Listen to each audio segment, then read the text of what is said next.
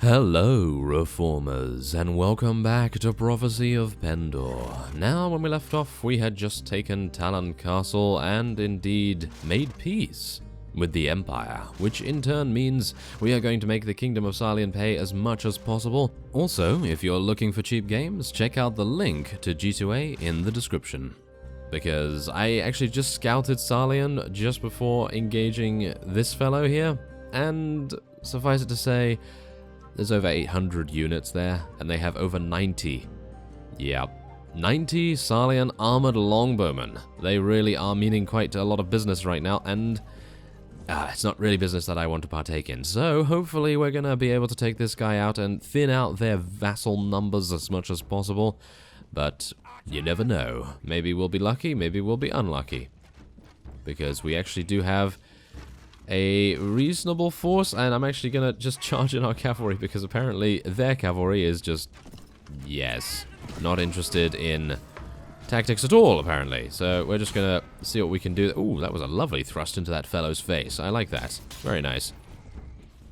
And then our horse, of course, got lanced, which is not incredibly good. Really don't want this horse to be taken out anytime soon. So hopefully we're gonna, yes, I'm actually gonna make our archers go into ranks right now. Hopefully these guys, in particular, are actually going to start shooting? Are you serious? Why are they not? There we go. Now they're going to start shooting. That's a little bit weird. Okay, well, we're going to tell them to stand a little bit closer as well. Maybe move a little back. And we literally have 16 other units, apart from archers, on the battlefield. So we really have to make very, very sure that we are going to be able to survive this with the very little amount of protection that they are so far giving us. So let's move our archers a little bit forward here because we do need to be more effective against the armored longbowmen, even though Salian in general is not particularly a, the units are not particularly powerful. I would say that their knights definitely are quite powerful, but their armored longbowmen, they have their times. They do have their times. In general, they are not going to be doing that much damage, and they do tend to have, well, pretty bad armor and weapons, but I mean, as you see, I mean, we have fought the Ravenstern. The Ravenstern have two-handed swords, which in turn makes me kind of doubt my choice to go with a sword and shield combination for our own ranged units. But I don't know. I think that's okay, because if we do that, then it's more likely that they're going to be able to actually act as infantry instead of as just straight up archers like the Ravenstern. As we know, the Ravenstern are not particularly hardy at all, and yes, they're not particularly, well, they're kind of like paper, so it's not particularly good, is it? No, we do not want paper, not unless we're using a printer of some sort, but yes, it would be nice if we would actually be able to have some archers that would survive more than one hit. So that's, in general, the reason why I'm deciding to go for a more survival-based build, because these Knighthood Order units, they are really needing to be quite, well, just, shall we say, we want them to last. We want their longevity to go vastly up, because if they don't, we're wasting a lot of units, really, because if we, let's say, hypothetically, we attack a heretic army or something along those lines, and we have, I have no idea, how many do they have? I mean, they have about 800, 900 units, maybe over 1,000. And as a result, we are going to have, I don't even know, 30 or so units on the battlefield. And that's going to be just pitiful, absolutely pitiful. Just like taking 20 damage from a pike in the face is. Yes, just like we just did. Yeah, probably not a good idea. I'm going to get off my horse if I can, because I really don't want to lose this horse, and it would be nice if I could try and avoid it being killed. Thank you very much. There we go. It seems to actually work quite nicely. Apparently, yes, there we go. Ooh, that was close. That was extremely close. I do not want that horse being crippled or anything like that, so I'm going to try and get on this. Ooh, yes, an Imperial Dark Stallion. Exactly what we like to see there. So, otherwise, we're just going to take these guys out and continue our hypothetical discussion about that particular scenario that I was talking about. Now, of course, I don't think we're actually going to be attacking any of the heretic armies anytime soon, because, well, I think they'll probably give us an achievement, but not much more than that. Because, well, they can't actually be taken prisoner. Igrim the Devourer cannot be taken prisoner because he just gets killed, even with blunt weapons. And, well, apart from that, I would say that if we had 30 units, so yeah, we're back to that, 30 units against, I don't know, 120, maybe something like that, then you want all of your units to survive as long and as hard as possible, really. No, that was blatant. That was just too easy, wasn't it? But yes, you want them to last as long as possible, because otherwise it's just going to be disappointing, really. I mean, they really need to stay in the ring as long as possible, because otherwise it's just going to end up being that the Heretic army is going to swamp us with a huge amount of their units, and we're literally going to be able to do nothing. So having units that are able to survive longer than 2 seconds is definitely something that I was going to try and prioritize, because if you keep them alive, then you're less likely to be able to need to re-recruit, of course. You don't need to get more prestige use, and you can actually, well, maybe even get some really nice situations going on where you are an iron fortress, or a steel fortress, or an adamantium fortress, or some very hard metal, or something along those lines. But yes, something like that would be absolutely fantastic, because, well, I really get irritated when our units actually die, so it would be really nice if we could prevent them from doing so. Yes, of course. Now, our Lemonites and our Milk Sergeants, they're not Empire Immortals, they're not immortal, but I'm going to try and make them as immortal as I can, of course. So, otherwise, what we're going to do after this, I'm going to try and get another weapon, because obviously I can't really use a bow right now. I could use a crossbow, but our proficiency is so incredibly bad that I don't think that is any good. I don't think using a crossbow is actually going to make any difference, and of course we do have throwing weapon proficiency, so I'm thinking we're either going to do something to do with... Oh, I actually hit that guy. Oh, well, that's rather pleasant. Oh, I'm actually really surprised about that. Okay, well, otherwise... Come on, take him out. I was hoping for a headshot there. Okay, well, let's give our lance a little bit of a send-off here by using it against this fellow. There we go. And yes, I'm thinking maybe some additional throwing weapons, maybe something like that. I'm actually unsure what kind of throwing weapons, because of course, right now, we are not at war against the Empire any further. But it did take me a long time to find these ones that we are currently using, so it would be kind of unfortunate if we decided, oh, you know what, I'm gonna just try and find those, and then it's gonna take another 30 days or something along those lines, just roaming around trying to find them. But yes, otherwise, we have one pilgrim. No, we lost one pilgrim. Well, that's pretty bad, isn't it? But yeah, what can you do? So this guy actually has a pretty reasonable amount of renown and apparently leadership as well, because he was able to field an army of 227 units. So that, of course, means that we will probably want to try and persuade him as much as possible. If we can, of course. But that also means that he's probably going to be incredibly expensive to sell, which I would really love to do. So I'm going to take him. And let's see. Okay. Ooh, Heretic Magnus. Thank you. I really like those. 28 Heretic minions. This kind of makes me a bit sad, because we don't really have that much space. Now, of course, I could get rid of the Pilgrims, and I could get rid of the Brigands as well. But I don't know. I kind of like having those units in our army, even though they're absolutely terrible. They are seriously... Oh, I guess I will, but we have to keep one Pilgrim, because this one Pilgrim is going to be the one Pilgrim that will keep us on the straight path to victory and various things regarding tea and biscuits, of course. He is going to be the tea and biscuit Pilgrim. Oh yeah, the tea and biscuit Pilgrim. So let's do that. He is going to stay alive. So we are going to make a new group, and we're going to go to the extent to say that this is the tea and biscuit savior. There we are. Tea and biscuit savior. So he is that. There we go. So he is that. So let's just see. What is that? That is number 4. Okay. So he is always going to be placed at the back of the battlefield, and I don't care where he is. I'm just going to leave him where he is, because that's organic and natural and all that sort of stuff. So we're just going to leave him where he is, and then we're going to move him to the back of the field as soon as we spawn in. And we're going to do that every time, because if he survives the battle, we will no doubt attain victory. Well, that's the idea, at least. So let us now take as much of these enemies prisoner as we can.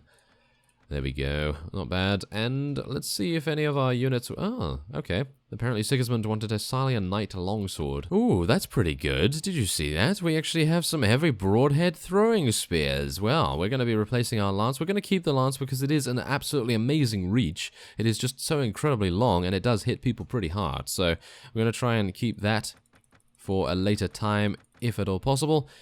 And otherwise, I think we're just going to be heading onward. Thank you very much for that. We could use another shield. Should we use another shield? Well, that's the thing.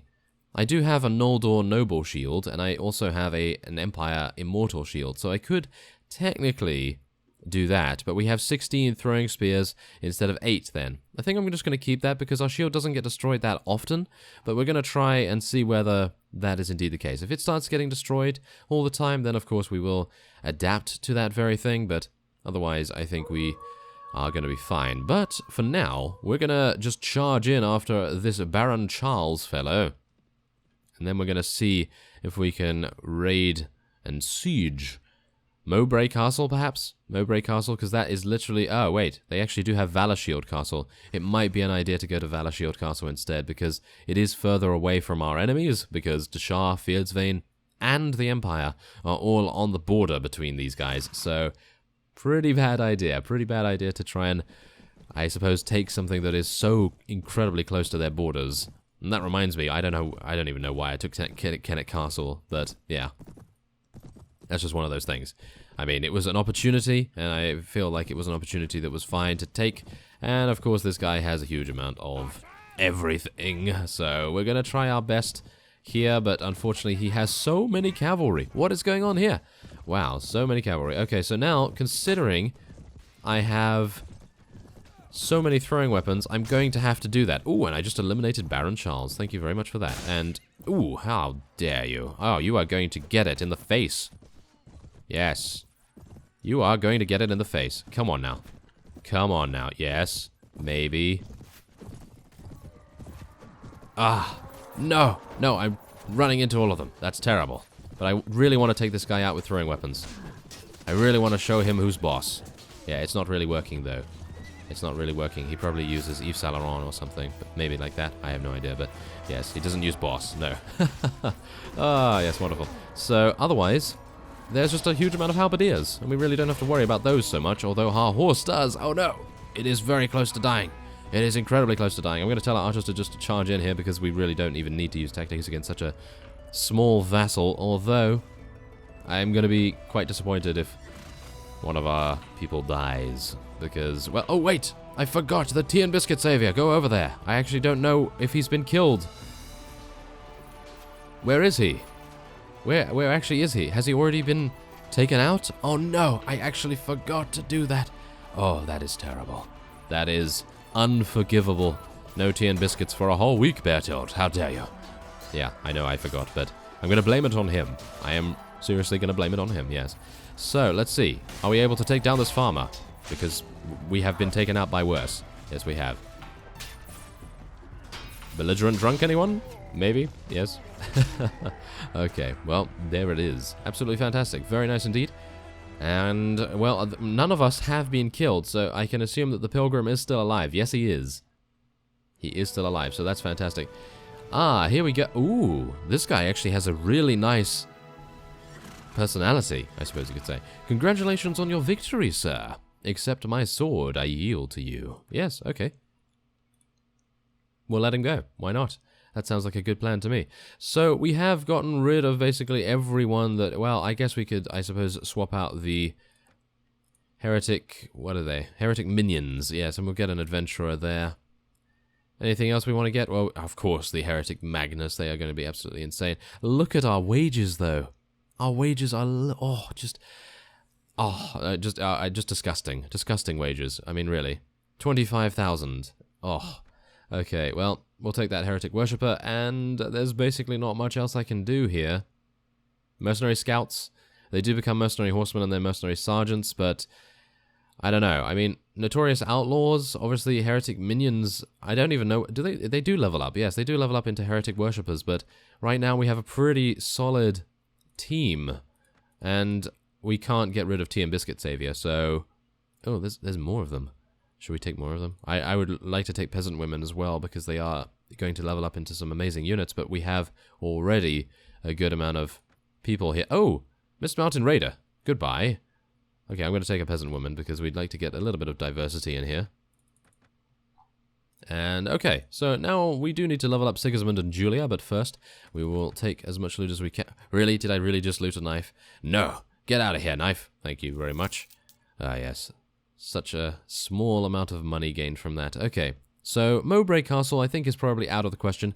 So we're going to head on to Marlians, because that seems like a really nice place to sell. Yeah, I was actually going to say, that seems like a nice place to siege. No, we've already done that, thank you very much. But yes, we are going to head on to... Where is it? Valashield? I think it's Valashield Castle. And then we'll see what is actually going on there. Hopefully something nice. Hopefully they have gotten the red carpet out for us. Maybe. Maybe they'll be, well, happy enough to do that. Yeah, probably not. But we're going to see. Let's see. Yeah, it is Valashield. Okay, great. I actually remembered. Fantastic. So, oh, hello, Lord Aon. Ah. Yes, we are going to need to tackle this fellow rather well before he gets over there. Oh, we might be able to actually take out 2 vassals in one swoop. But he is moving at 4.9. We're moving at 5.3. We should be able to catch him. But he is running deep into Empire territory. Come on now. You can catch him up. Thank you very much. Ooh, and apparently... Yes, he apparently likes us. Despite my capture, you did not take advantage of the situation to enrich yourself, and allowed me an honorable leave. That was kind of you, and I will not forget it. Still, I must remember and keep the oath I gave to my liege, and our kingdoms are still at war. Okay, well, I'm gonna ask him how he feels. Yeah, he feels pretty good about King Ulrich, unfortunately. So, we're gonna have to do this. Let's do it. He only has 42 units. I think we can probably just stand here and let him kill himself on our swords, and indeed on our bolts, and, well, various other weaponry. Ooh, I'd love to use my throwing weapons a little bit here. Oh, come on now. Come on, you can do a lot better than that. Or maybe not. There's a headshot. Yeah, that's exactly what I'm talking about. Very nice. Now maybe we can actually... Come on. Ah, yes, of course. This is terrible. Absolutely terrible. Okay, well, the best thing I can do is maybe try and kill a couple of their infantry, because that guy has a shield. It's never going to happen. It really is never going to happen, is it? I am so bad. Wow. Okay. Oh, there we go. There's a kill. Okay, I've redeemed myself. I will definitely take that. We killed one guy with a headshot, and, well, another guy with a regular hit, but it took us 16 of them. Yeah, let's not think about that. Let's not think about that at all. I'm actually just going to distract as many of these guys as I can. And, of course, they do have a lancer. I'm pretty sure that is Lord Aon himself. So, yeah, let's try to be a little bit careful here. Now, I'm going to try and take out their high-tier archers if I can, because, of course, they are going to be the most threatening towards our units. But otherwise, I think we're fine. Oh, yes, also, nothing has happened with our knighthood order right now. They have not upgraded their units at all. And, well, yeah, their gear is exactly the same. So, nothing really to worry about there. Of course, in between episodes, we're going to be waiting for some time just to see what actually happens with them. And maybe we'll be able to upgrade them in the next one. But, yeah, I don't know. Actually, I don't actually know right now whether that is going to be possible. But we'll see, because the armor is going to be exceedingly expensive, and as you know, we don't really have the most money to spare.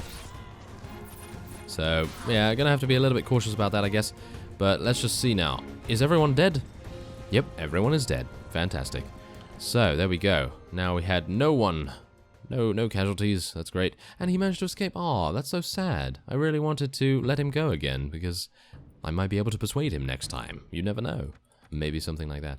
Well, okay. Well, that's fine. We did venture quite deep into Empire territory. I'm actually half thinking that I should probably head on to Sez and get a quest or something from the Shadow Legion, but I just don't know. Ah, they're offering us a peace agreement. Well, we're currently at war against them, aren't we? We're actually at war against them only.